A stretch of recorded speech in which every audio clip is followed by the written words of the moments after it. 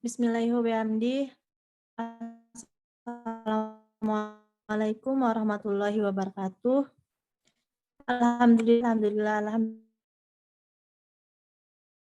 Bu Siti Atika SIM SIAK selaku dosen pengampu mata kuliah Investasi dan Pasar Modal. Di sini kami dari kelompok 6 akan mempresentasikan tentang analisis keputusan membeli atau menjual saham. Next. Sebelum kami mempresentasikan, terlebih dahulu saya akan memperkenalkan anggota kelompok saya. Yang pertama yaitu Rosi Perwani Putri, yang kedua Siti Aminah, yang ketiga Susi Susanti, yang keempat Yuspita Nila Rahmayani, dan yang terakhir saya sendiri Lilis Kurniati. Next.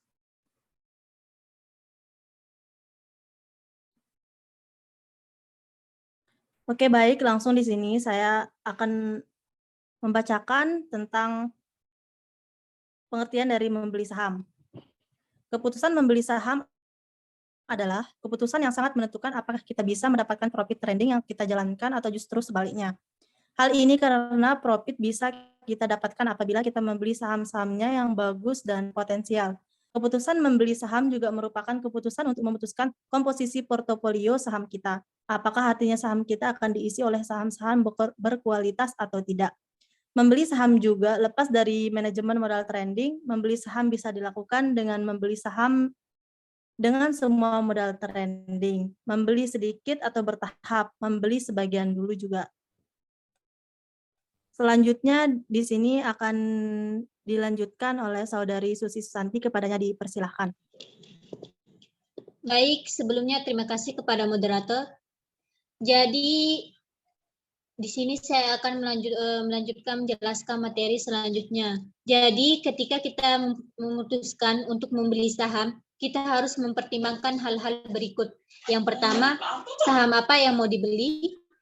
Dan yang kedua, analisis yang Anda gunakan untuk membeli saham. Yang ketiga, perhatikan kualitas saham yang dibeli. Dan yang keempat, Anda mau membeli di harga best offer atau menunggu harga turun dulu. Dan yang kelima, perhatikan momentum beli saham. Yang keenam, screening saham-saham prioritas untuk dibeli. Dan yang terakhir, manajemen modal untuk dibeli saham. Dengan mempertimbangkan analisa-analisa tersebut, keputusan untuk membeli dan memilih saham akan jauh lebih berkualitas, sehingga bisa menciptakan portofolio saham yang menguntungkan dan mencetak profit dari saham-saham yang dipilih. Sekian dari saya kembalikan ke moderator. Terima kasih. Oke, baik, terima kasih saya ucapkan kepada Saudari Susi Susanti. Selanjutnya penjelasan terakhir akan dijelaskan oleh Saudari Yuspita Nila Rahmayani, kepadanya dipersilahkan. Baiklah, terima kasih kepada moderator. Selanjutnya saya akan menjelaskan tentang menjual saham. Setelah membeli saham, kita harus bisa memutuskan mau menjual di harga berapa saat kita menjual saham. Adapun beberapa hal yang perlu dipertimbangkan, yaitu yang pertama, take profit dan cut loss. Kita harus sudah menentukan pada harga berapa kita menjual saham. Banyak trader yang membeli saham namun tidak pernah menetapkan target jual saham. Sehingga ketika harga saham naik atau turun, trader tidak tahu harus jual di harga berapa. Trader bingung apa yang harus dilakukan setelah membeli saham. Skenario yang harus dilakukan adalah menetapkan pada harga berapa kita melakukan take profit dan berapa batasan risiko atau cut loss yang harus kita lakukan. Menetapkan cut loss tidak harus selalu dilakukan pada semua saham. Dan yang kedua yaitu menentukan target jual saham.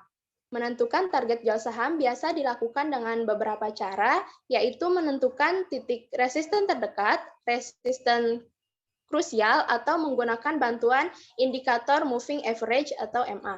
Sedangkan untuk trader harian juga bisa menentukan target jual saham dari analisis tape reading. Yang ketiga yaitu mematuhi trading plan. Trading plan yang sudah ditetapkan ada baiknya dipatuhi. Sebagai contoh, kalau sudah menetapkan jual saham saat naik 5% dan saham sudah naik 5%, maka jumlah saham berdasarkan trading plan hasil analisa. Maka juallah saham berdasarkan trading plan hasil analisa.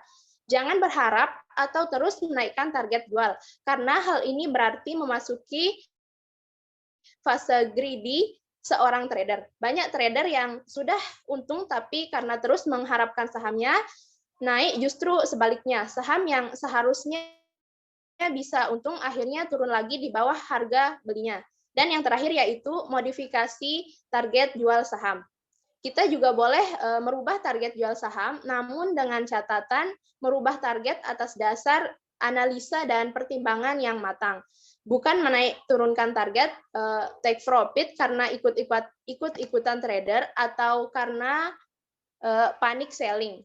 Sebagai contoh, dalam kondisi market yang berubah tren dari bullish menjadi strong bearish, ketika kita mungkin perlu menurunkan target profit kita, karena sangat memungkinkan saham belum mencapai target profit yang ditetapkan, namun harga sudah turun duluan. Sekian dari saya kembalikan kepada Dr. Oke, baik. Terima kasih saya ucapkan kepada Saudari Yuspita Nila Rahmayani. Oke, baik. Mungkin sampai sini saja presentasi kami. Sekian dari kelompok kami. Kurang lebihnya mohon maaf apabila ada kesalahan dan kekurangan. Assalamualaikum warahmatullahi wabarakatuh. Terima kasih.